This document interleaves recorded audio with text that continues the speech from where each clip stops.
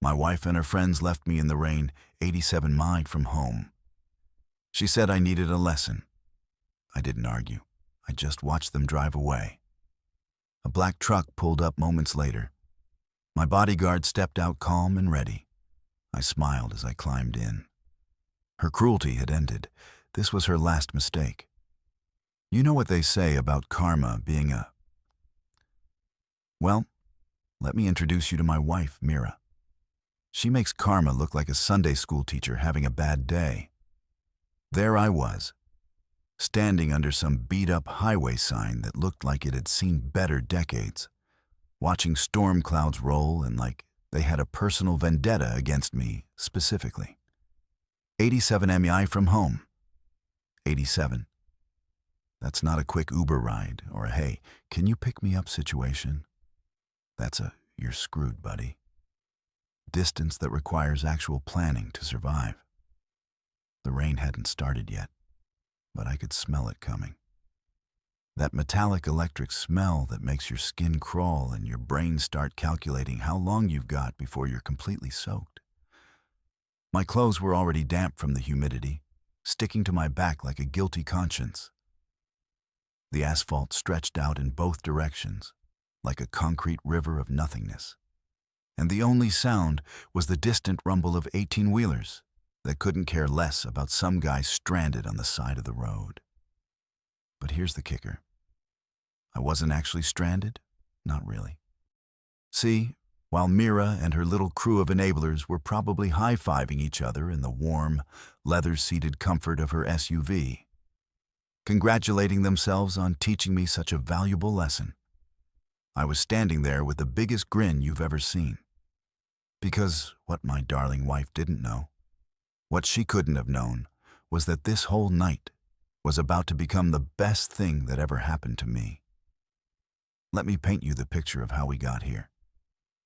Dinner at some overpriced farm-to-table place where they charge you $28 for 3 radishes and call it deconstructed salad. Mira was holding court with her usual suspects. Rialel, who thinks being loud equals being interesting. Kira, who's got the emotional intelligence of a parking meter. And Tessa, who nods along to everything like one of those bobblehead dogs people put in their car windows they'd been drinking. Not enough to be legally drunk, but enough to feel invincible and make spectacularly stupid decisions. The conversation had started innocently enough. Just the usual gossip about whose marriage was falling apart and whose kids were getting arrested. But then it turned to me, like it always does when Myra's had a few glasses of wine and needs to remind everyone who's really in charge. Adrian just doesn't get it sometimes, she'd said, twirling her fork around some microscopic portion of pasta that cost more than most people's car payments. He needs to learn that actions have consequences. The other 3 had giggled like middle schoolers who just heard someone say a bad word, because nothing's funnier than a grown woman talking about her husband like he's a misbehaving golden retriever who peed on the carpet. What did he do this time? Belle had asked, leaning forward with that hungry look she gets when she smells drama. These women collect other people's misery like some folks collect stamps. Oh, you know. Mira had waved her hand dismissively, questioning my decisions, asking too many questions about money, the usual controlling behavior. Controlling behavior. That's rich coming from someone who once made me return a coffee mug because she didn't approve of the font, but I'd sat there smiling and nodding, playing the part of the beautiful husband who just doesn't quite measure up to his brilliant wife's expectations. I'd gotten really good at that performance over the past 8 months. Maybe he needs a reality check, Kira had suggested, and I could practically see the wheels turning in Myra's head. Nothing gets her more excited than an opportunity to prove a point, especially when that point involves making someone else miserable. By the time we'd left the restaurant, the plan was set. They were going to drive me out to the middle of nowhere and leave me there to think about my behavior. Just for a few hours, of course. Just long enough to teach me a lesson about respect and gratitude and all those other things that Myra is convinced I'm lacking. The ride had been exactly what you'd expect. 45 minutes of them laughing and congratulating themselves on their cleverness while I sat in the back like luggage, watching the miles tick by on the GPS. They picked this spot specifically because it was far enough from civilization to be inconvenient, but not so far that I'd actually die of exposure. How thoughtful. "You need a lesson, Adrian," Mira had said when she finally stopped the car, her fingers gripping the steering wheel like she was trying to strangle it. "Walk it off. And here's the beautiful part." I didn't argue, didn't beg, didn't even look particularly upset. I just got out of the car, closed the door with a polite little click, and stood there watching them drive away. Mira was probably expecting tears. Maybe some angry phone calls. Definitely some graveling when I finally made it home. Instead, she got me standing under that highway sign, grinning like an idiot as their tail lights disappeared into the distance. Because what Mira and her merry band of accomplices didn't know was that I'd been expecting this, planning for it. Actually, for months, I'd been documenting every cruel comment, every casual threat, every little joke about putting me in my place. And tonight, they'd finally given me exactly what I needed. The sound of an engine made me turn around. And there it was. A black truck rolling out from behind the abandoned way station like something out of a movie. No dramatic music, no slow-mo heroics. Just a simple pickup truck with Georgia plates and a driver who knew exactly what he was doing. Rook stepped out of the truck like he'd been waiting there all night, which, knowing Rook, he probably had been. The man's got the patience of a saint and the planning skills of a military strategist, which makes sense considering that's exactly what he used to be before I hired him. For what Mira thought was just a home security upgrade. "Evening, Mr. Costos," he said in that calm, professional voice that never changes whether he's discussing weather patterns or coordinating extraction protocols. Right on schedule. "Hey, Rook," I said, and I couldn't keep the satisfaction out of my voice. Perfect timing, as usual. He handed me a dry jacket because, of course, he'd thought to bring one, and a thermos that probably contained the best coffee I'd tasted all week. The man thinks of everything. "You sure about this?" he asked, which was his way of giving me one last chance to back out, to play the victim instead of the chess master. But I've been sure about this for months. "Oh, I'm sure," I said, climbing into the passenger seat and feeling the warmth wash over me. Her cruelty ends tonight. As we drove away from that highway sign, I pulled out my phone and checked the recording app. Crystal clear audio of the entire evening, from dinner conversation to roadside abandonment. Every word, every laugh, every casual cruelty documented and time-stamped. Mira thought she was teaching me a lesson about knowing my place. What she'd actually done was hand me the final piece of evidence I needed to show the world exactly who she really was. And tomorrow, when the lawyers got involved and the real consequences started rolling in, she was going to learn that some lessons cut both ways. The storm finally broke as we hit the interstate, rain hammering against the windshield like applause. I leaned back in my seat, sipped Brooke's excellent coffee, and smiled. Because after 8 months of playing the long game, tonight was the night everything changed. Sometimes the best revenge isn't getting mad, it's getting even. Let me tell you something about discovering your wife is a lying, cheating, financial predator. It's not like the movies where you dramatically confront them and storm out in a blaze of righteous fury.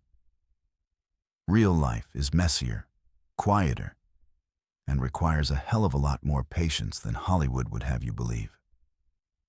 My awakening didn't come with a soundtrack or slow-motion revelation shots.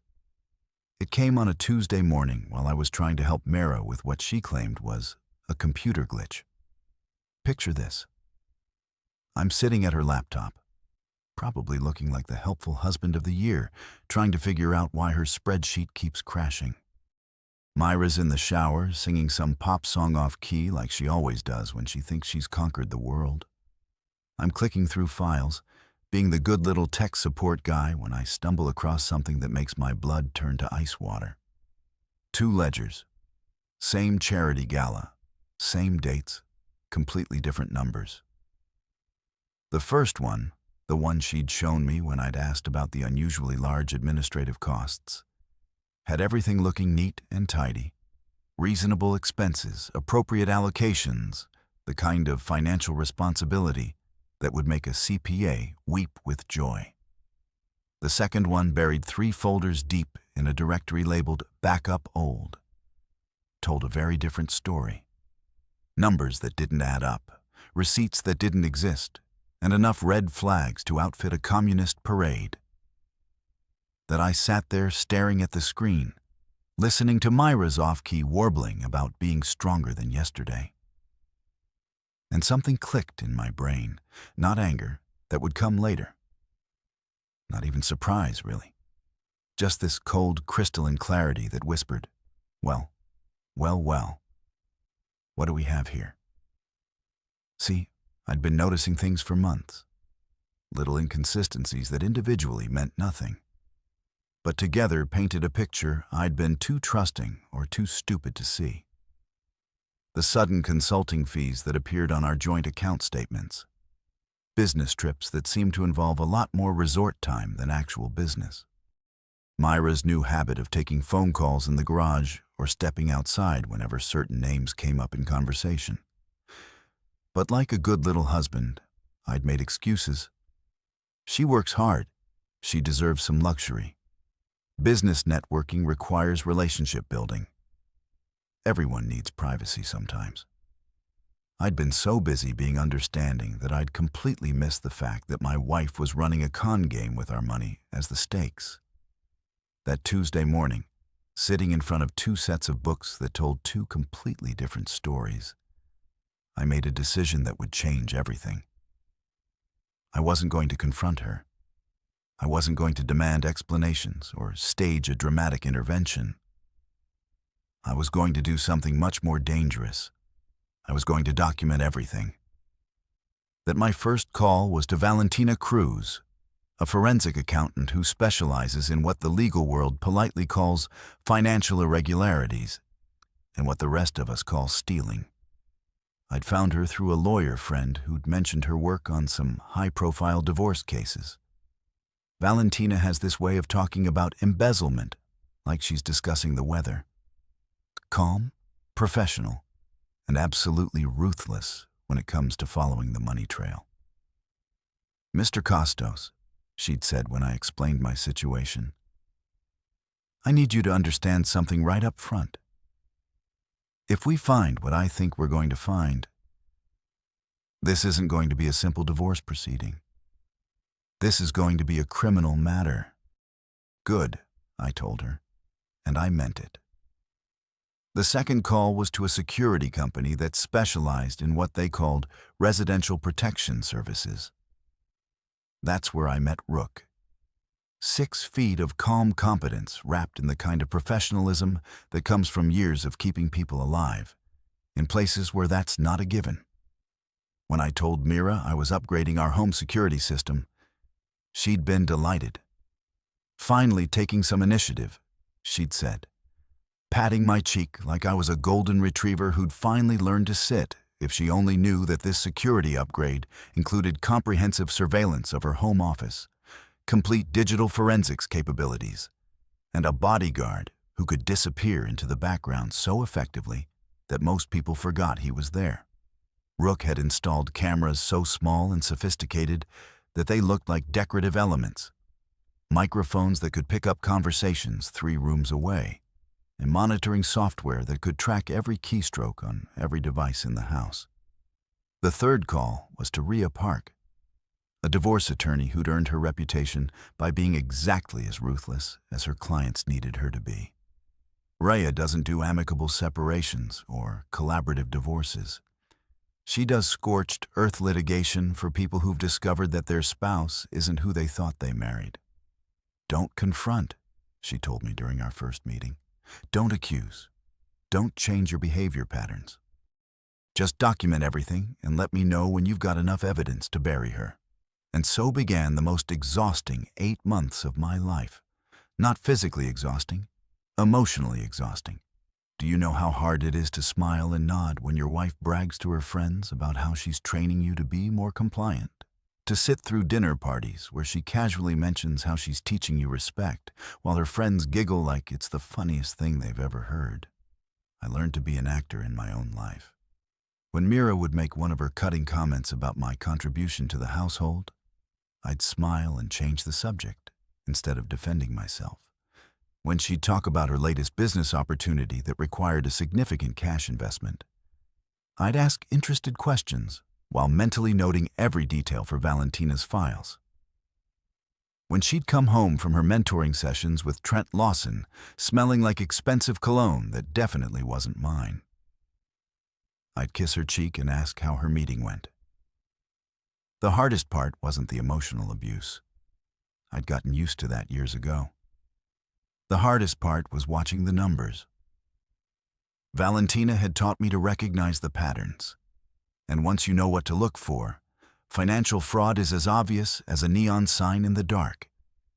$5,000 here for a consulting fee that never produced any deliverables. $10,000 there for a business retreat that looked suspiciously like a romantic getaway. $15,000 for equipment purchases that somehow never materialized in our home or office. But the real breakthrough came when Mira started getting sloppy. Success had made her confident, and confidence had made her careless. She stopped bothering to hide her phone calls with Trent. She stopped coming up with creative explanations for her overnight trips. She started talking about me like I wasn't even in the room, discussing my behavioral issues with her friends like I was some kind of project she was working on. That's when I started recording the conversations. Not just the financial discussions, everything. Every casual cruelty, every dismissive comment, every moment when she revealed exactly what she thought of me and our marriage. The audio files piled up like evidence in a criminal case, which, as it turned out, was exactly what they were going to become. The final piece fell into a place when Valentina traced that $15,000 business retreat to a luxury beach resort where Mira and Trent had checked in under his corporate account. Same dates, same room, registered as Mr. and Mrs. Lawson. Even the room service charges painted a picture of romantic dinners and champagne breakfast that definitely weren't about business development, that I didn't rage when Valentina showed me the hotel records. I didn't punch walls or throw things or do any of the dramatic stuff that men in movies do when they discover their wives are cheating. I just added the paperwork to the file, thanked Valentina for her thorough work, and went home to smile and nod through another dinner conversation about Myra's mentoring relationship with Trent. Because by then, I wasn't Adrian the victim anymore. I was Adrian the prosecutor, building a case that would stand up in court and destroy the carefully constructed lies that had become my life. And every day that Mira thought she was getting away with it, every casual cruelty and confident theft was just more evidence for the pile. Patience, it turns out, really is a virtue. So there I was, sitting in Rook's truck like some kind of refugee from my own marriage, watching the windshield wipers fight a losing battle against the storm that was turning the highway into a river. You'd think after being abandoned by your wife and her merry band of sociopaths, the logical move would be to go home, maybe call a lawyer, definitely start planning your revenge. But here's the thing about revenge. If you're going to do it right, you need to think 3 moves ahead, like chess, but with higher stakes and more potential for public humiliation. "Where to, boss?" Rook asked, and I could hear the subtle question underneath. He knew the plan as well as I did. but he was giving me one last chance to take the easy road, to go home and pretend this was just another one of Myra's teaching moments that we'd laugh about someday. Except we both knew there wouldn't be any laughing, and there definitely wouldn't be a someday. "Riverton Hotel," I said, pulling out a credit card that Myra didn't know existed. "Time to disappear for a while." The Riverton isn't exactly the Ritz, but it's clean.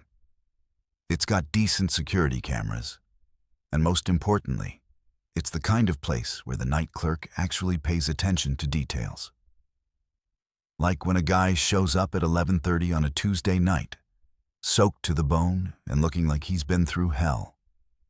The kind of details that make for excellent witness testimony when you need to establish a timeline. Rook dropped me off at the front entrance, and I made sure to walk slowly past every camera between the parking lot and the front desk. Not because I was trying to be dramatic. Okay, maybe a little bit because I was trying to be dramatic, but because I needed this whole night documented from every possible angle. When you're building a case that's going to destroy someone's life, you don't leave anything to chance. The night clerk was this kid who couldn't have been more than 22, all earnest concern and customer service training. He took one look at my soggy clothes and immediately went into crisis management mode. "Sir, are you all right? Do you need medical attention? Should we call someone?" "Just a room," I told him, sliding my emergency credit card across the marble counter and maybe a towel if you've got one handy. His name tag said Marcus. And Marcus was the kind of employee who takes his job seriously. He didn't just check me in. He documented everything. The time, my condition, my polite refusal of medical assistance. He even noted in the system that I'd arrived via taxi when I casually mentioned it, which wasn't technically true but wasn't technically false either. Rook's truck could be a taxi if you squinted hard enough and had a flexible relationship with the truth. The room was standard business hotel fare, beige carpet, generic art, and a bed that had seen better decades. But it had something more valuable than luxury amenities. It had a timestamp on everything. Key card access in room phone system, even the pay-per-view menu that I definitely wasn't going to use. But that would show I was here and not somewhere else planning elaborate revenge schemes. I ordered room service, just soup and coffee, nothing fancy, and made sure to have a nice long conversation with the delivery guy about the weather and how terrible it was to be caught out in a storm like this. Poor guy probably thought I was just making small talk. But every word was going into his memory bank for later recall. People remember conversations, especially when they involve someone who looks like they've been through the ring guard. That's when my phone started ringing. The first call came at 12:17 a.m., and the caller ID made me smile. Mara home, because of course, she'd saved herself in my phone as home instead of just using her name. Everything with Mira had to be a statement about ownership and control that I let it ring. Then I let the next 3 calls ring too. The voicemail started around 12:45, and they were exactly what I'd expected. First came amusement. "Adrienne, don't be such a drama queen. Call me back when you're done pouting." Classic mirror. Turn your victim's reasonable response to abuse into evidence of their emotional instability. Then came annoyance. "This is ridiculous. You're acting like a child. I'm not playing this game with you." Notice how it was never her fault, never her problem. I was the one being unreasonable for not appreciating her creative approach to Ma-Reach counseling. By 1:30 a.m., she'd moved on to actual anger. "You're embarrassing yourself, Adrienne, and you're embarrassing me. Whatever point you think you're making, you've made it. Now come home and we'll talk about this like adults." Like adults. That was rich coming from someone who'd literally abandoned her husband on the side of the highway like a broken-down car. But here's where it got interesting. The cavalry started arriving around 2 a.m. First, Belle tried her hand at emotional manipulation. "Adrian, honey, Myra is really worried about you. We all are. This isn't like you. Please just call and let us know you're safe." We all are, right? Because nothing says genuine concern like a group text coordinating your guilt trip strategy. Kira went with threats. "Look, Adrian, I don't know what kind of stunt you think you're pulling, but this is getting out of hand. Myra is talking about calling the police and reporting you missing. Is that really what you want?" Yes. Threaten to involve law enforcement, because that always works out well when you're the ones who committed the actual crime. But Tessa, sweet, simple Tessa, that's where things got really beautiful. See, Tessa had been drinking all night, which meant she'd completely forgotten that subtlety was supposed to be part of their strategy. Her voicemail was a masterpiece of incrimination. "Adrian, oh my God, we're so sorry. We didn't think you'd actually stay out there. It was just supposed to be funny, you know, like a prank. Mira said you needed to learn your place, but we didn't mean for it to go this far." I played that message 3 times, just savoring the pure, unfiltered admission of guilt. Then I saved it to the cloud, because you can never be too careful with evidence that good.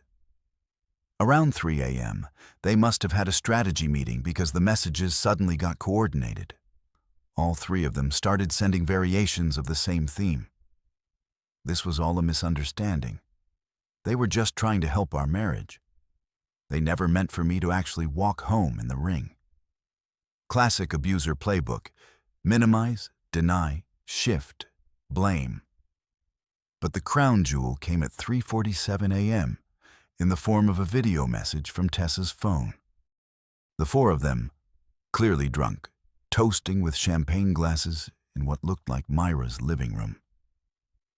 "To teaching Adrienne a lesson," Mira said, raising her glass with a smile that would have made a shark proud. "Some people need to learn things the hard way." I watched that video 5 times, taking careful notes of the timestamp, the location, the participants, and the exact wording of their little celebration. Then I forwarded it to my secure email account, uploaded it to 3 different cloud storage services, and sent a copy to Rook with instructions to add it to the legal file. BY 4 a.m. My phone had finally stopped ringing, and I was sitting in that generic hotel room with a stack of evidence that would make any prosecutor weep with joy. Recordings of the abandonment, voicemails admitting guilt, video evidence of them celebrating my suffering, and a complete digital trail of their coordination efforts that I set my phone on the nightstand, pulled the covers up to my chin, and smiled at the ceiling. Tomorrow was going to be a very interesting day. But tonight, for the first time in 8 months, I slept like a baby. Sometimes the best traps are the ones people walk into all by themselves. You know that feeling when you're about to drop a bombshell so nuclear that it's going to leave a crater where someone's life used to be? That's exactly how I felt walking into the courthouse at 8:30 a.m. 3 hours of sleep and a thermos of hotel coffee powering me through what was about to become the most satisfying morning of my adult life. The rain had stopped, but the clouds were still hanging around like they wanted front row seats to the show. Rhea Park was waiting for me on the courthouse steps, looking like she'd been born in a power suit and raised on legal briefs. The woman doesn't just practice law, she weaponizes it. When I called her at 6 a.m. to set everything in motion, she'd sounded like Christmas had come early. "Emergency filing went through 20 minutes ago," she said, handing me a coffee that was definitely better than what I'd been drinking. Judge Harper Lynn drew the case. She's got a reputation for not tolerating games, which works in our favor. We're in courtroom 3C at 1 p.m. "What are we hitting them with?" I asked, even though I already knew. We'd gone over this strategy so many times I could recite it in my sleep. Emergency injunction for spousal abandonment, coercive control, and financial misappropriation. Oh, and I added intentional infliction of emotional distress just for fun. Her smile was the kind that should come with a warning label. Your wife's going to need a very good lawyer. And even then, she's screwed.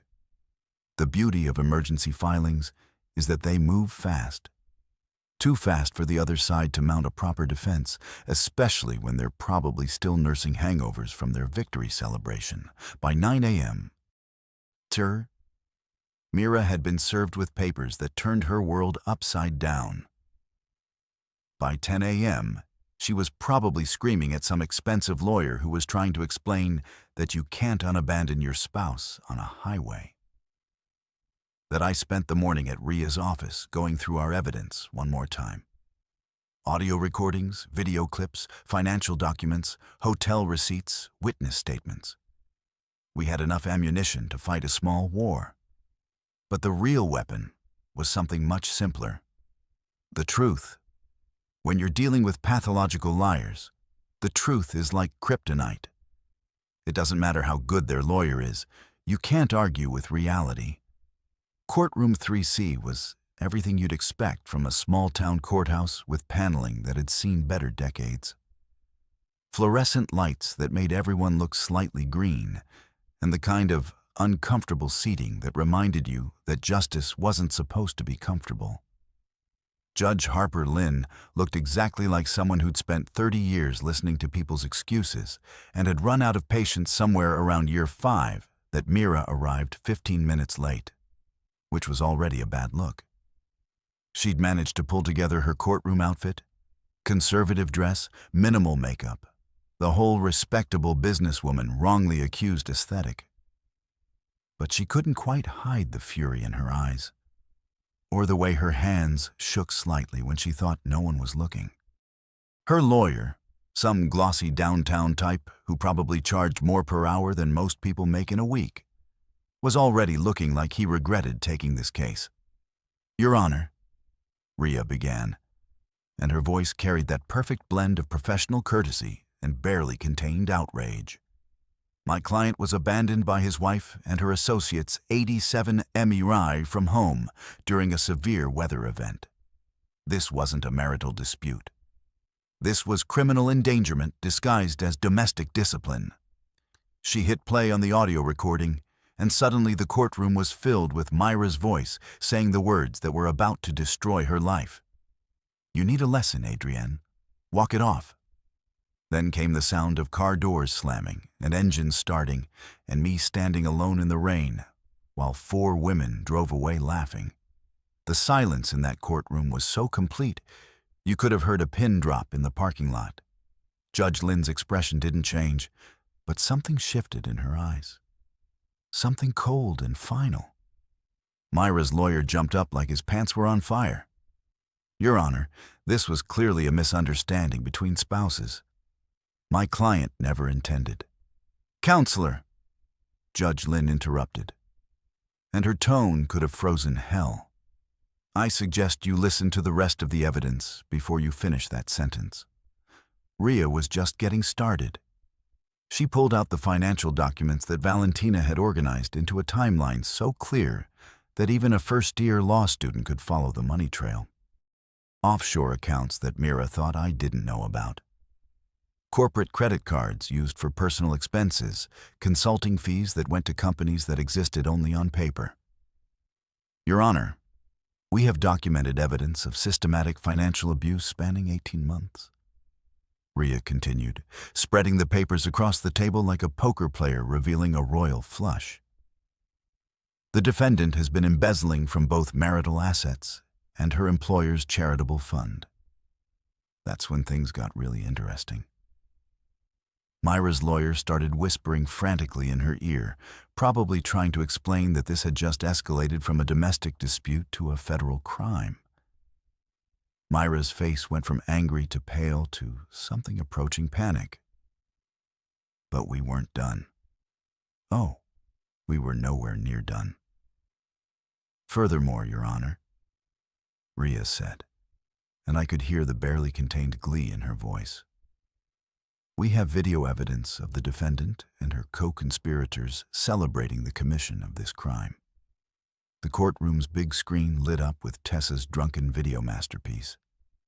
For women raising champagne glasses, Myra's voice crystal clear to teaching Adrienne a lesson. Some people need to learn things the hard way.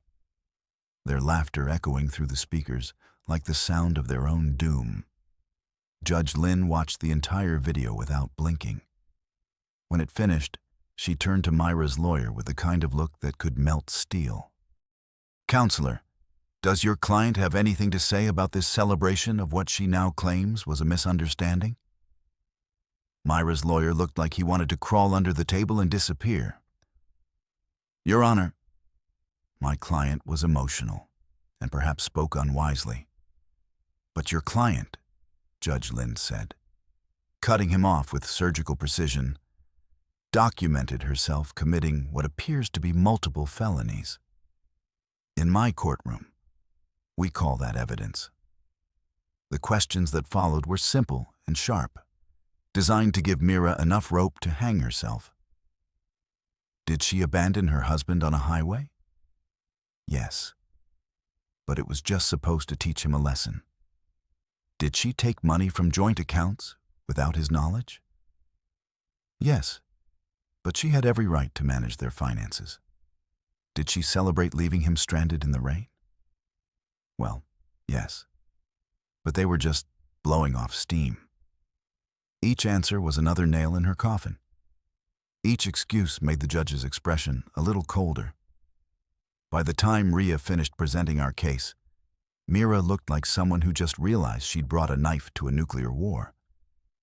When Judge Lynn finally spoke, her words fell like hammer blows.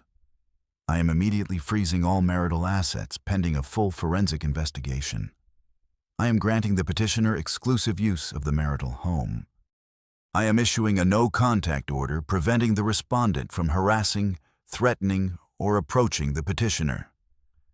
And I am referring this matter to the District Attorney's Office for criminal prosecution. The gavel came down like thunder, just like that. Myra's carefully constructed world collapsed into rubble. She sat there staring at the table, probably trying to figure out how a simple lesson had turned into complete and total destruction that I didn't celebrate. I didn't gloat. I just gathered my papers, thanked Rhea for her excellent work, and walked out of that courtroom feeling like I could breathe for the first time in years. Sometimes justice isn't about getting even. Sometimes it's just about getting free. You know what's funny about living in a small town? News travels faster than a speeding bullet, and gossip moves at the speed of light. By the time I walked out of that courthouse, half the county probably knew that Mira Costanos had just gotten legally demolished in front of Judge Harper Lynn. By evening, it was everywhere. Local news, social media, even the grocery store checkout line where Mrs. Henderson from down the street was telling anyone who'd listen about that poor man who got left on the highway. The headline on Channel 7's website was pure gold. Local entrepreneur left 87 miles from home by wife and friends. Court orders emergency asset freeze. They'd managed to get a photo of me walking out of the courthouse looking appropriately shell-shocked, which was perfect for the narrative. Nothing sells a story like a good victim photo. And I have to admit, 3 hours of sleep and a morning of legal warfare had given me exactly the right look. And my phone started buzzing around 6 p.m., and it didn't stop for the next 4 hours. Neighbors who'd never spoken to me before suddenly wanted to check on my well-being. Old college friends crawled out of the woodwork to express their shock and support. Even my dentist called to see if I was okay, which was either touching or a brilliant marketing move. I couldn't quite tell which. But the real entertainment was happening in the digital underground where I wasn't supposed to have access. See, one of the many things Mira didn't know about Rook's security upgrade was that he'd managed to mirror the group chat she used with her 3 accomplices. Every message, every photo, Every moment of panic was being automatically forwarded to a secure server that would make everything admissible in court. And let me tell you, watching that chat meltdown in real time was better than cable television. Started around 7 p.m. with Belle, who apparently had the emotional intelligence of a houseplant. What the actual hell just happened? I thought this was supposed to be a simple domestic thing. Kira jumped in next because Kira always has to be the voice of reason. Even when reason left the building hours ago, we need to shut this down now. Delete everything. I mean, everything. Photos, texts, all of it. But Tessa, bless her heart, was way ahead of them. Too late. My cousin works at the courthouse.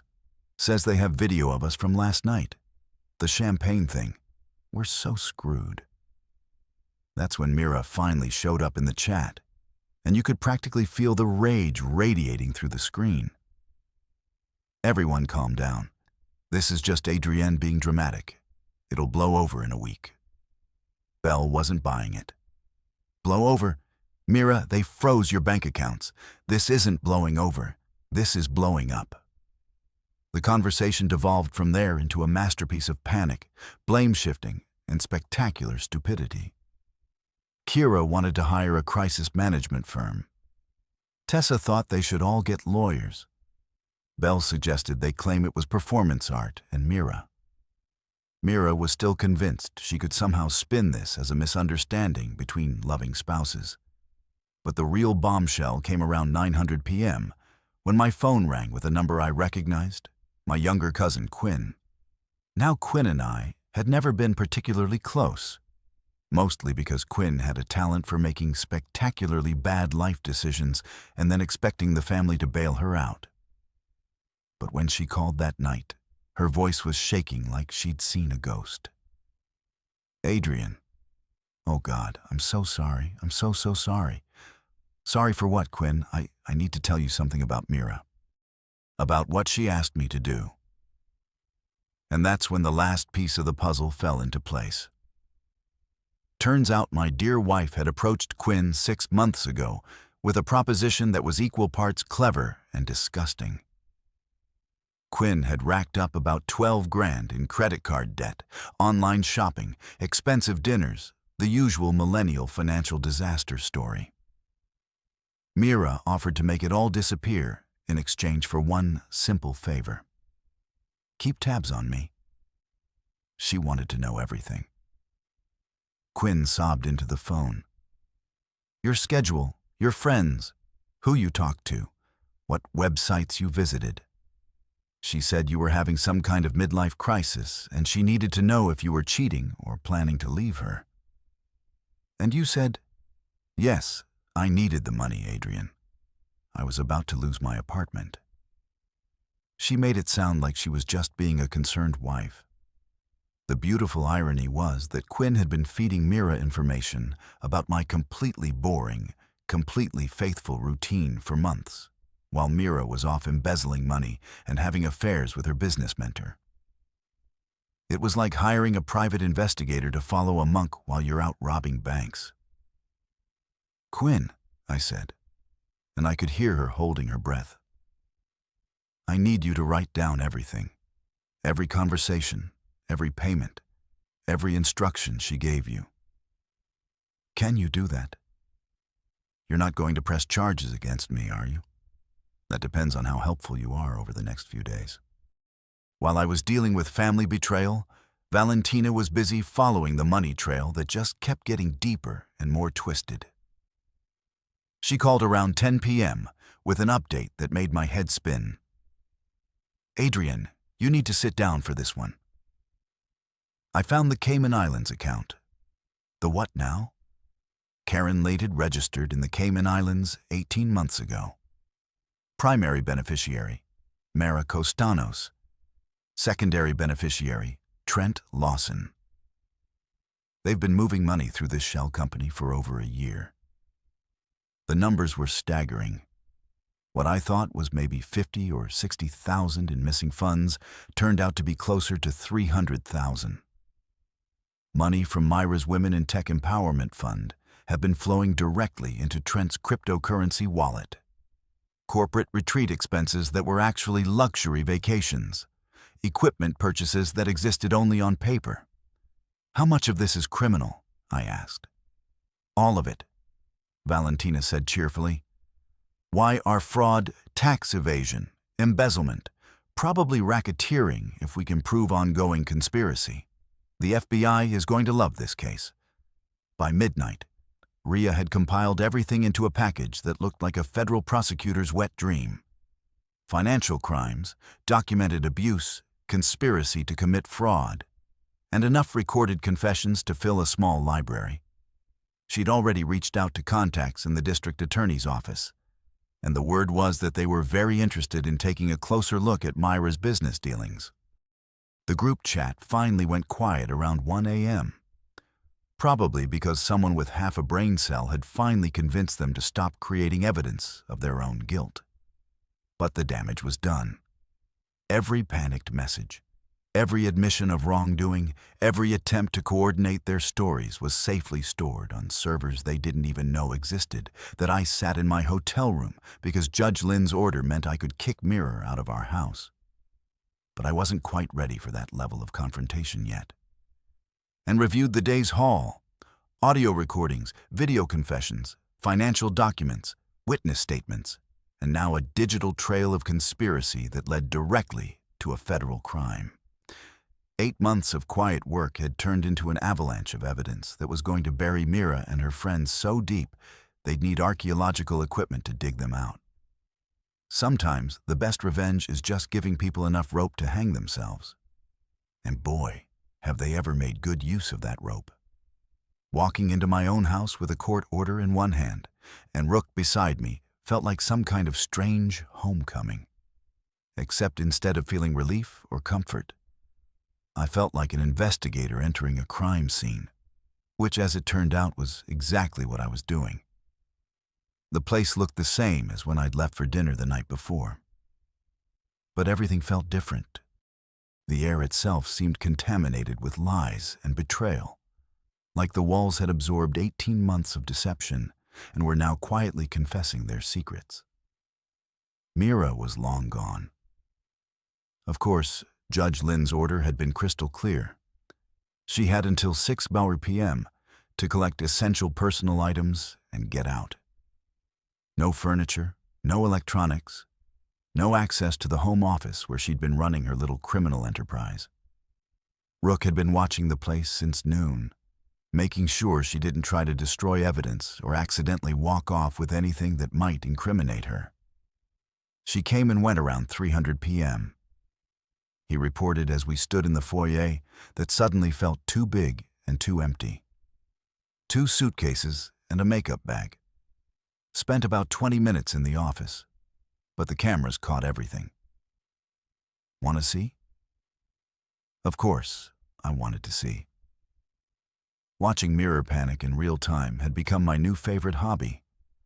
Right behind documenting her crimes and ahead of planning her complete social destruction. The security footage was beautiful in its simplicity. There was my soon-to-be ex-wife, frantically searching through filing cabinets and desk drawers like a burglar looking for the good silver. She tried to access her laptop, the one where I'd first discovered the duplicate ledgers. But Rook's security protocols had locked her out the moment the court order was filed. The look of pure rage on her face when she realized she couldn't get into her own computer was worth framing. She tried the safe too, Rook added. And there was definitely amusement in his voice. Spent 10 minutes trying different combinations before she remembered that you changed the code last month. A yes, the safe. Myra's little fortress of secrets that she thought was impregnable. What she didn't know was that Rook had been watching her enter that code for weeks. And the new security system included some very sophisticated recording equipment positioned at exactly the right angle to catch keypad entries. The safe was hidden behind a reproduction Monet in Myra's office because, of course, it was hidden behind art, because Mira always had to make everything into a production. Inside was exactly what we'd expected to find: plus a few surprises that made me question whether I'd ever really known my wife at all. First came the paperwork, authorization forms with my name printed in block letters, but not actually signed by me. A prenup addendum that I'd never seen before, let alone agreed to. That would have given me complete control over my business assets in case of divorce. Insurance policy changes that made her the sole beneficiary of accounts I didn't even know existed. It was like finding a blueprint for identity theft, written in legal jargon. Then came the personal stuff, which was somehow worse than the financial crimes. A jewelry box containing a diamond bracelet I'd never seen before with a card that read to my brilliant partner in crime T. The handwriting was definitely masculine, definitely not mine, and definitely evidence of an affair that had been going on a lot longer than I'd suspected. But the real treasure trove was in the filing cabinet that Mira had been frantically searching through on the security footage. Valentina arrived around 7:00 p.m., with her color-coded binders and forensic accountant superpowers. And within an hour, she'd organized 18 months of financial fraud into a timeline that read like a masterclass in embezzlement. "Look at this," she said, spreading documents across what used to be Myra's desk and was now apparently evidence central. "Every single transfer to Karen Lalonde corresponds to a major event in your marriage. Fight about money. 10,000 gets moved offshore. You question a business expense. Another 15,000 disappears into crypto." The pattern was so clear, it was almost insulting. Mira had been using our marital problems as cover for systematically looting our assets. Every time I brought up financial concerns or asked reasonable questions about spending, she'd escalate the emotional conflict to distract me while moving money out of accounts I could access and into ones I couldn't even see. "This one's particularly clever," Valentina continued, pointing to a series of transfers from last spring. She reported these as charitable donations on your joint tax return. But the money actually went to a shell company owned by Trent's business partner. They're not just stealing from you. They're using you as an unwitting accomplice in tax fraud. Ria showed up around 8 p.m., looking like a prosecutor who'd just been handed the case of the century. She took one look at the evidence spread across the office and started making phone calls to contacts in the financial crimes unit. "This isn't just divorce court material anymore," she said after hanging up with someone who was apparently very excited about financial fraud cases. "The FBI has a task force specifically for this kind of cross-burr embezzlement. They're going to want everything." That's when things got really interesting. While Ria was coordinating with federal investigators and Valentina was organizing evidence into prosecution-ready packages, I decided to do some investigating of my own. See, I knew Mira better than anyone, and I knew she had a weakness for keeping trophies of her victories, that I found them in the bedroom in a shoebox hidden in the back of her closet, like some kind of psychopath scrapbook. Screenshots of bank transfers, printed emails between her and Trent discussing their exit strategy, photos of expensive purchases made with embezzled money, and at the bottom of the box, a handwritten list titled Adrian's Training Progress with dates and notes about my behavioral modifications. Reading that list was like getting punched in the stomach with a dictionary of psychological abuse. March 15th. Successfully redirected his questions about Caribbean trip into argument about trust. April 22nd convinced him that asking about consulting fees shows controlling behavior. May 8th used friends to reinforce message about knowing his place in relationship. Every fight we'd had, every moment of self-doubt she'd created, every time she'd made me feel like I was being unreasonable for asking basic questions about our finances, it was all documented like a science experiment. She'd been systematically destroying my confidence and gaslighting me into submission while stealing everything we'd built together. Jesus Christ, Rook said when I showed him the list. And coming from a guy who'd spent years in places where people tried to kill him on a regular basis, That was saying something. But here's the thing about evidence. It's only as good as your ability to use it. And we were about to use all of it to destroy the carefully constructed lie that had been my marriage. Rhea had already filed amended charges that included federal crimes. Valentina had traced the money trail all the way to the Cayman Islands and back. And I had documentation of psychological abuse that would make any jury want to lock Mira up and throw away the KI. Bamyao 10 p.m. The house that had been my prison for 18 months had been transformed into command central for the most comprehensive takedown in recent legal history.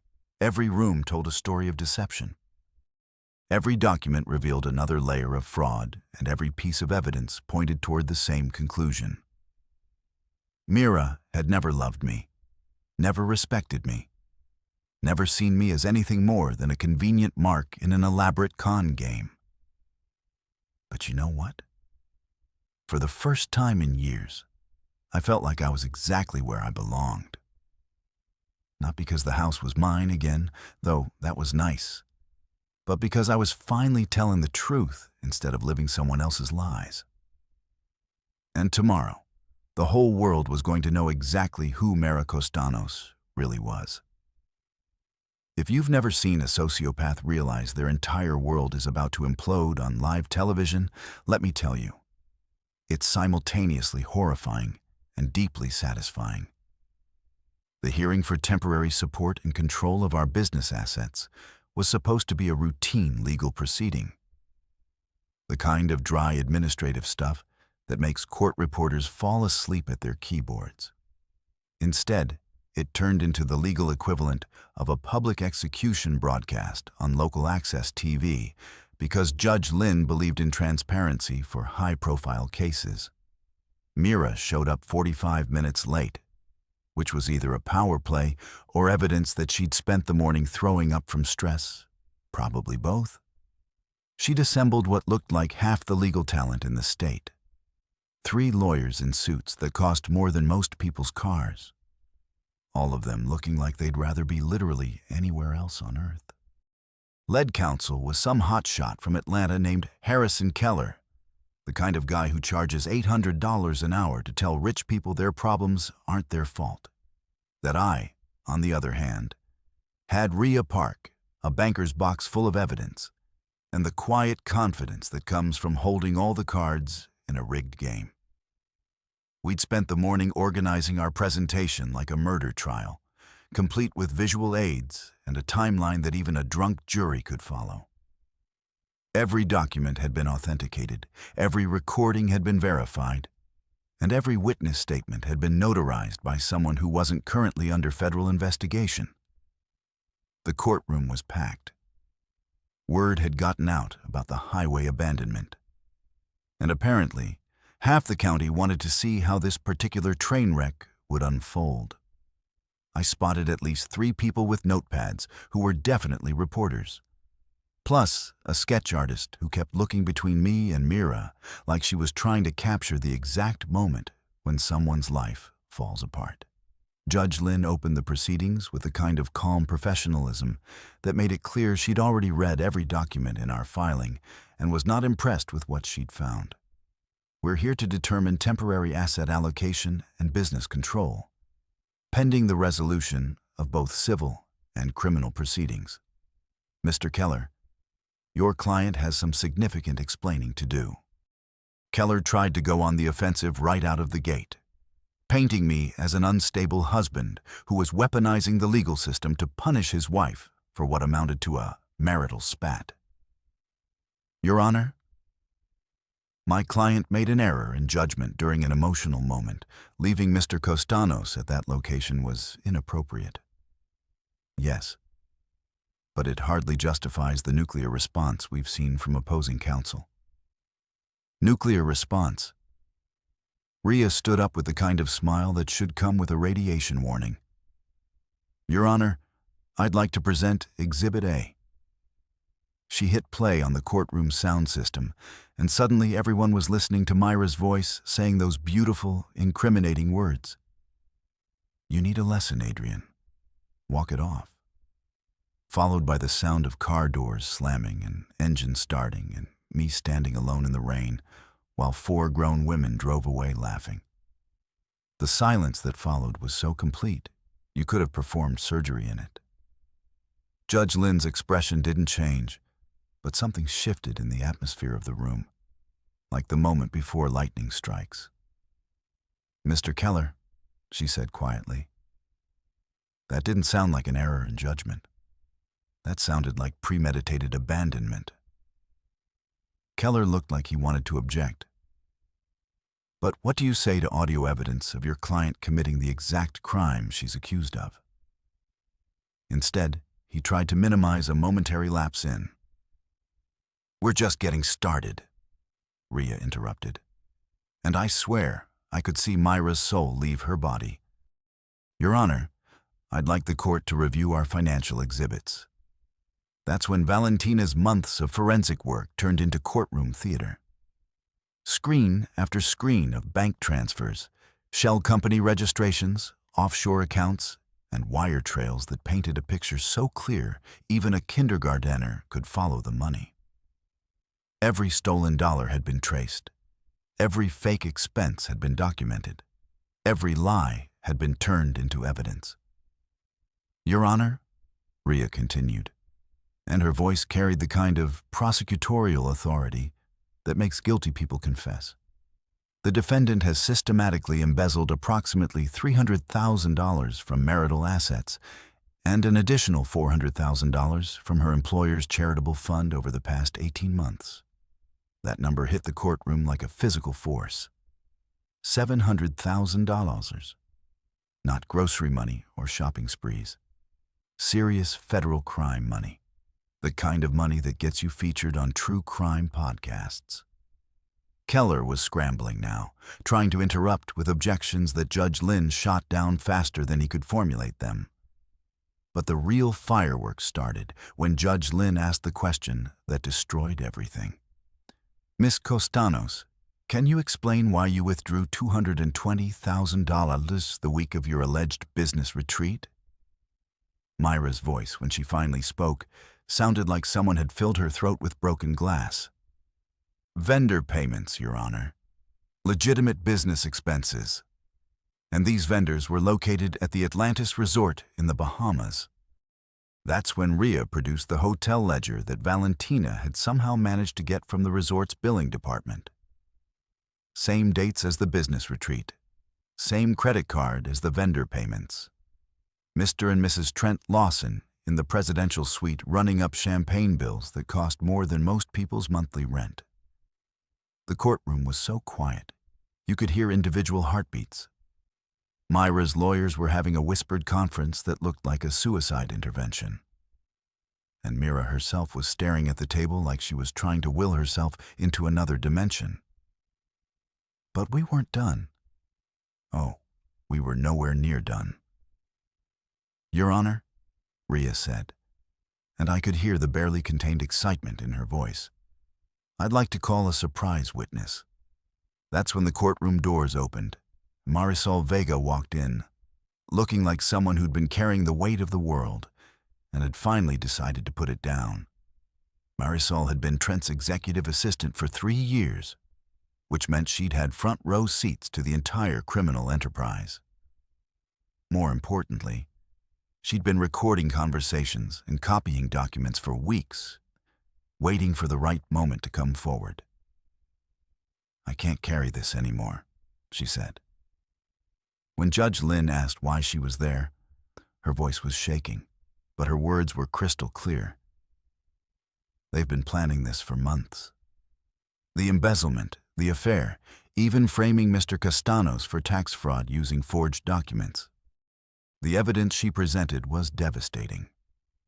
Recorded conversations where Mira and Trent discussed which accounts to hit next. Email chains about offshore banking procedures. And most damning of all, text messages where they laughed about how easy it was to manipulate me into signing documents I didn't understand.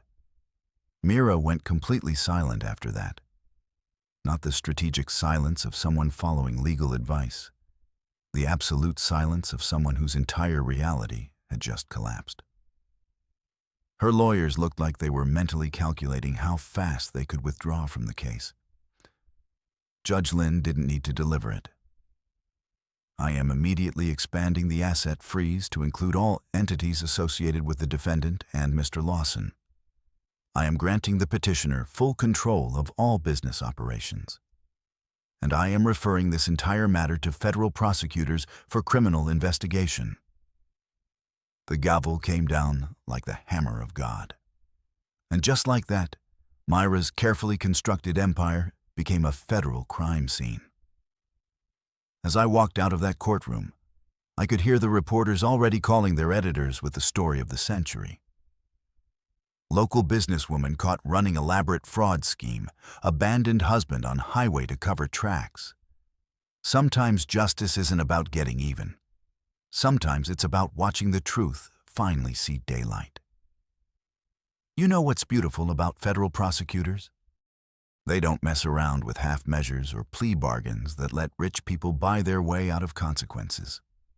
When the U.S. Attorney's Office for the Northern District of Georgia got their hands on our evidence package, they moved like sharks who'd smelled blood in the water. By the time Mira and her accomplices figured out they were drowning, the feds had already circled back for seconds. The grand jury convened on a Tuesday morning in February, and by Thursday afternoon, they'd returned indictments that read like a greatest hits album of white-collar crime. Wire fraud, conspiracy to commit fraud, money laundering, tax evasion, and my personal favorite, using electronic communications to facilitate the commission of felonies. That last one covered everything from the group chat coordination to Tessa's drunken victory video, turning their own stupidity into federal evidence. Mira and Trent got hit with the full menu of charges, each one carrying enough prison time to ensure they'd be eligible for Social Security by the time they got out. But the real cherry on top was watching the legal system treat Belle, Kira, and Tessa exactly like what they were: accessories to a crime who'd helped document their own guilt. The three of them got charged with criminal conspiracy and obstruction of justice. After the FBI, I discovered they'd spent the night of the courthouse hearing frantically deleting text messages and social media posts. What they didn't know, because apparently none of them understood how the internet actually works, was that everything had already been backed up to cloud servers that required federal warrants to access. Their panic deletion spree just became more evidence of consciousness of guilt. The arraignments were a masterclass in watching privilege meet reality. Mira showed up in designer clothes and an attitude that suggested she still thought this was all some kind of misunderstanding that expensive lawyers could fix. Trent looked like someone who'd been living on nothing but anxiety and coffee for weeks. And the three accomplices? They looked like they'd finally figured out that actions have consequences, even when you're white, educated, and used to getting away with everything. But the real entertainment came during the plea negotiations, which I got to watch from the gallery like it was live theater. Trent folded faster than a lawn chair in a hurricane, taking a plea deal that included full cooperation with prosecutors in exchange for a reduced sentence: 5 years in federal prison, followed by 3 years of supervised release and complete financial restitution. His cooperation included turning over passwords to encrypted accounts, recordings of conversations with Mira about money laundering, and a detailed timeline of their criminal partnership that read like a how-to guide for embezzlement. Mira, on the other hand, fought like someone who genuinely believed she could lawyer her way out of recorded confessions and bank records. Her legal team burned through 3 different defense strategies before settling on the classic blame the victim approach that works so well in domestic violence cases. According to her lawyers, I was a controlling husband who'd driven her to desperate measures. And the embezzlement was really just a woman trying to establish financial independence from an abusive marriage. The problem with that defense: we had 18 months of audio recordings that proved exactly the opposite. Every conversation where Mira threatened me, every casual cruelty, every moment where she treated me like a misbehaving pet. It was all admissible evidence that painted a very different picture of our marriage than what the criminal trial started in September, almost a year after that night on the highway. Federal court is a different animal from state proceedings. More formal, more serious, and staffed with people who've seen every scam in the book and aren't impressed by much of anything. The jury was a mix of working-class folks who understood exactly what it meant to have someone steal your money. And they were not sympathetic to tales of privileged women who needed to embezzle hundreds of thousands of dollars to feel empowered. Demarisol's testimony was devastating. 3 days on the witness stand, walking the jury through recorded conversations where Mira and Trent discussed their exit strategy and laughed about how easy it was to manipulate me into signing financial documents. She'd kept meticulous records, dates, times, amounts, even screenshots of text messages where they celebrated successful transfers to offshore accounts. But the moment that sealed Myra's fate was when the prosecutor played the audio recording from that night on the highway. Not just the abandonment, the entire evening, from dinner conversation to roadside cruelty. The jury got to hear Mira discussing her plans to teach me a lesson while she was actively stealing our money and cheating with her business partner. The verdict came back after 6 hours of deliberation. Guilty on all counts: wire fraud, conspiracy, money laundering, and tax evasion.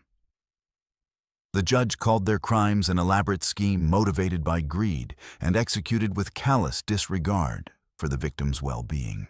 Sentencing was 3 weeks later, and Judge Richardson delivered the kind of judicial smackdown that law students will probably study for decades.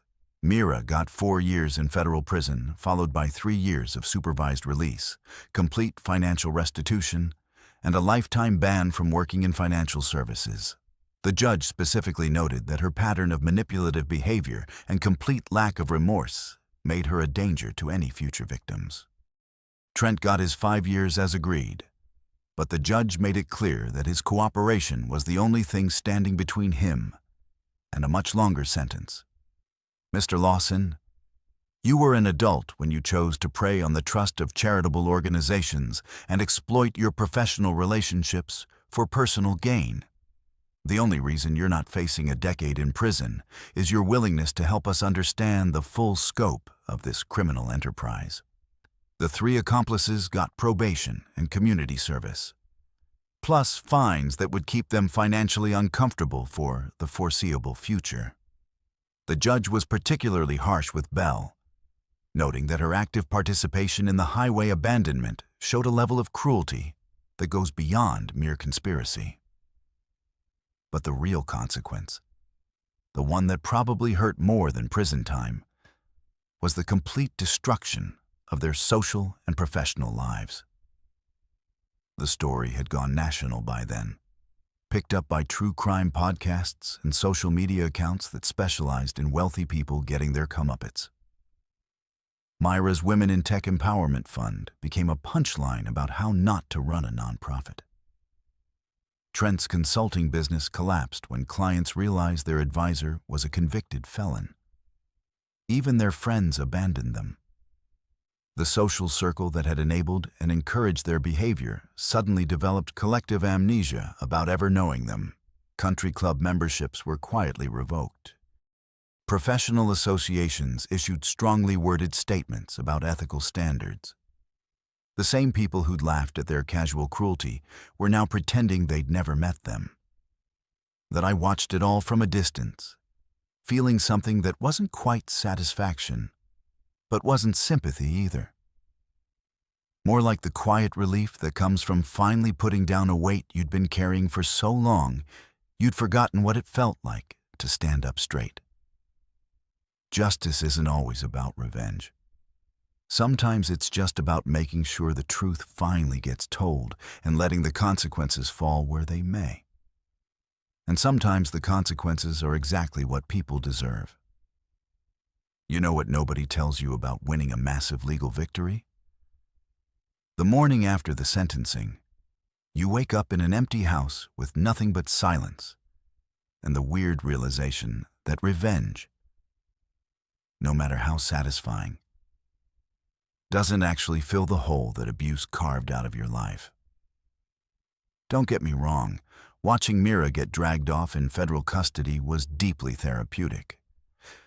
But when the courtroom drama ended and the reporters went home, I was left with something I hadn't had in years: complete freedom to decide who I wanted to be. The first thing I did was sleep for about 16 hours straight. Not because I was tired, though God knows I was, but because for the first time in years, I could sleep without wondering what fresh hell would be waiting for me when I woke up. No more monitoring bank accounts for mysterious transfers. No more recording conversations to protect myself. No more walking on eggshells in my own house. Just blessed, boring, ordinary sleep in a bed that finally felt like mine. The second thing I did was call Quinn. My cousin had been a wreck since testifying against Mira, convinced that the family would ostracize her for her part in the surveillance scheme. What she didn't understand was that her willingness to come forward to admit her mistakes and help expose the truth had actually saved her from serious criminal charges. The prosecutors had been preparing to indict her as an accessory until she cooperated fully and testified without immunity. "I keep thinking about what could have happened if I hadn't called you," she said when I picked her up for lunch at a diner that served coffee strong enough to wake the dead. "What if I just kept taking her money and pretending everything was normal?" "But you didn't," I reminded her. "When it mattered, you did the right thing. That counts for something." She'd been sober for 6 months by then, working a program and attending meetings that had taught her the difference between guilt and shame. Guilt was useful. It motivated people to make amends. Shame was just self-destructive noise that kept you stuck in the same patterns. Quinn was learning to work with guilt and ignore shame, which made her the perfect person for what I had in mind. The idea had been percolating since the trial ended. Sitting in that courtroom listening to testimony about financial abuse and psychological manipulation, I'd realized something that should have been obvious. I wasn't the only person who'd been through this kind of hell. The tactics Mira had used, the gaslighting, the financial control, the systematic destruction of self-confidence, weren't unique to our marriage. They were standard operating procedure for abusers who preferred psychological warfare to physical violence. That's how the North Line Initiative was born, named after the highway where I'd been abandoned, because sometimes the worst moments in your life become the foundation for the best things you'll ever build. Rhea helped me navigate the nonprofit incorporation process, which turned out to be almost as complicated as a federal fraud case, but significantly less likely to result in prison time. The mission statement took weeks to perfect. To provide practical support, legal guidance, and emotional validation for individuals escaping financial coercion, psychological abuse, and social humiliation in intimate relationships. Valentina was the first person I called about volunteering. "You want me to do what?" she asked when I explained the concept. "Run a forensic accounting clinic twice a week. Teach people how to recognize financial abuse, document it properly, and protect themselves legally. Think of it as pro bono work with the potential to prevent federal crimes." She agreed immediately, which didn't surprise me. Valentina had spent her career following money trails that led to destroyed lives, and the chance to intervene before the destruction was complete appealed to her sense of justice. Rook took some convincing, mainly because he wasn't sure his skill set translated to nonprofit work. "I'm good at keeping people alive in combat zones," he said. "I'm not sure that helps with domestic situations." "Are you kidding?" I laughed. "You taught me how to document evidence, maintain operational security, and execute a long-term strategic plan while living with someone who wanted to destroy me." That's exactly what our clients need to learn. The training program he developed was brilliant in its simplicity.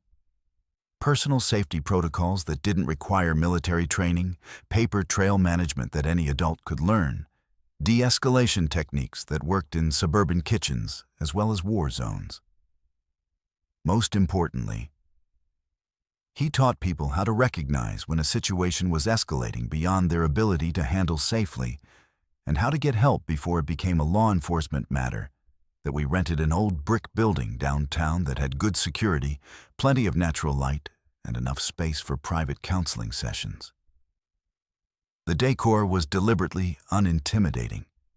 Comfortable furniture, warm colors, and absolutely no motivational posters about strength or courage. People in crisis don't need platitudes. They need practical help and genuine validation. Quinn became our best hotline volunteer, which made perfect sense once you thought about it. She understood manipulation from both sides, as someone who'd been manipulated by addiction and as someone who'd participated in manipulating others.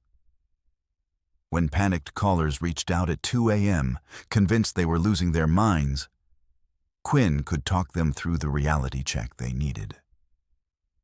"You're not crazy," she'd tell them, walking them through the same basic steps every time. Freeze the credit card he doesn't know about. Screenshot that threatening text message.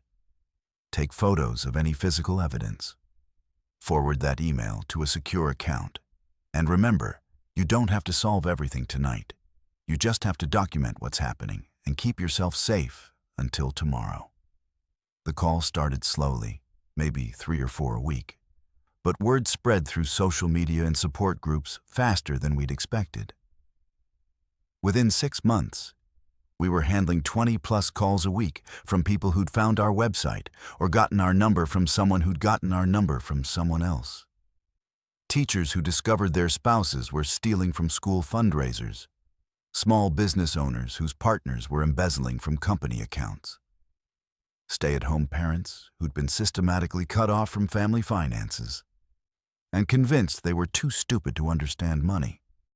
Each case was different in its specifics, but identical in its pattern. Someone with power using that power to control, manipulate, and abuse someone with less power.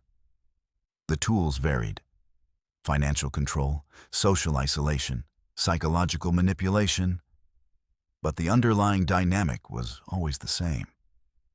What surprised me was how many men called.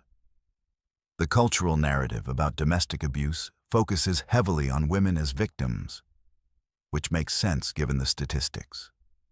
But financial and emotional abuse crosses gender lines more than people realize.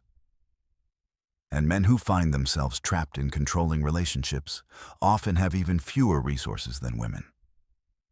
They're embarrassed to admit they're being abused by someone smaller or weaker. Ashamed that they can't just man up and fix the situation, isolated from support systems that assume all abusers are male. That we help them all without judgment or demographic requirements. Because abuse is abuse, regardless of who's doing it or who's suffering through it, to be by the end of our first year. We'd helped 47 people escape abusive situations, prevented an estimated $2 million in financial fraud, and established partnerships with 3 law enforcement agencies that now referred cases to us regularly. Most importantly, we'd created something that would outlast my anger, outlast my need for revenge, and hopefully outlast me entirely. A place where people could come when they felt like they were drowning and leave with a life preserver and a map to shore. Sometimes the best way to heal from trauma isn't to forget it happened. Sometimes it's to make sure it never happens to anyone else. 18 months after that night in the rain, when I thought I'd finally put Mira and her particular brand of poison behind me, she managed one last spectacular display of her complete inability to learn from consequences. The letter arrived on a Tuesday, because of course it did. Tuesdays being the universe's preferred day for delivering emotional sucker punches with the Georgia Department of Corrections return address that made me smile before I even opened it. The handwriting was still perfect, Still the same careful script she'd used to forge my signatures on financial documents. Some things never change, even in federal prison. The content was pure mirror, a masterclass in projection, blame shifting, and the kind of delusional thinking that probably made her very popular with the prison psychologists. Adrian, it began because she'd never been one for traditional letter-writing courtesy. I hope you've had time to reflect on your role in what happened to our marriage. I know you always struggled with taking responsibility for your actions. But I hope this experience has taught you something about the consequences of vindictive behavior. I had to pause there to appreciate the sheer audacity. The woman who'd abandoned me on a highway, stolen $700,000, and celebrated both crimes on video was lecturing me about vindictive behavior. It was like getting a fire safety lesson from an arsonist. She went on for 3 pages. 3 full pages of prison commissary paper filled with complaints about how unfair her sentence was, how I'd manipulated the legal system, and how she hoped someday I'd understand that everything she'd done was really my fault for being such a difficult husband. The level of self-delusion required to write that letter from a federal penitentiary was almost impressive in its consistency. But the closing line was what made it worth framing. I hope you learned your lesson. I read that sentence 5 times, each repetition more hilarious than the last. My lesson. As if the moral of this story was that I should have been more grateful for the privilege of being psychologically tortured and financially abused by someone who thought cruelty was a teaching tool, that I walked into the Northline Initiative office the next morning with the letter in my hand in a frame I'd picked up at the dollar store right there on the wall next to our mission statement to provide practical support, legal guidance, and emotional validation for individuals escaping financial coercion, psychological abuse, and social humiliation. I hung Myra's final masterpiece of narcissistic delusion. New office art? Quinn asked, reading over my shoulder. Educational material. I corrected a reminder of what we're fighting against. The lesson Mira thought she was teaching had nothing to do with the lesson I actually learned. She thought leaving me 87 midi from home would break me down, make me more compliant, prove that she held all the power in our relationship. What she actually taught me was that cruelty, when documented properly, becomes evidence. That abusers always overplay their hand eventually. That having a plan and the patience to execute it beats having temporary power and the arrogance to abuse it. That my real lesson wasn't obedience, it was clarity. For years, I'd made excuses for her behavior. Convinced myself that her cruelty came from stress or insecurity or some fundamental flaw in my character that justified her treatment. That night on the highway, standing in the rain while she drove away, laughing, I finally understood that some people are just broken in ways that can't be fixed, forgiven, or explained away. The afternoon was clear and warm when I decided to take a drive past that old mile marker where everything had changed. The roadside grass had grown back, covering the spot where I'd stood with my phone, recording the sound of my marriage ending. The abandoned way station looked smaller than I remembered, less ominous now that it was just an empty building instead of a symbol of my powerlessness, that I pulled over and got out, standing in almost the exact spot where Rook had found me that night. No storm this time, no drama, just quiet afternoon sunlight and the distant sound of traffic that had somewhere important to be. I thought about the man who'd stood here 18 months ago, confused, hurt, still believing that love meant accepting whatever treatment someone decided you deserved. That man was gone, replaced by someone who understood that love without respect is just elaborate abuse. That kindness without boundaries is just enabling. And that sometimes the most loving thing you can do is refuse to participate in someone else's dysfunction. That I felt nothing standing there. No anger, no sadness, no lingering resentment. Just the kind of peace that comes from finally understanding that some chapters of your life, and not with resolution, but with acceptance. Mira thought leaving me in this spot would teach me my place in the world. Instead, it taught me that I didn't have to have a place in her world at all. The drive back to town was quiet and easy, past familiar landmarks that felt like home again instead of crime scenes. The North Line Initiative was hosting a support group that evening. 8 people who'd found the courage to document their abuse and the strength to escape it. Each of them had their own version of a highway moment, their own realization that they deserved better than the treatment they'd been accepting. Mira had been wrong about almost everything, but she'd gotten one thing right. I had learned my lesson, just not the one she thought she was teaching. That my lesson was simple. The man she tried to drown in that storm had learned to be the shelter. And that, it turned out, was the only lesson that mattered.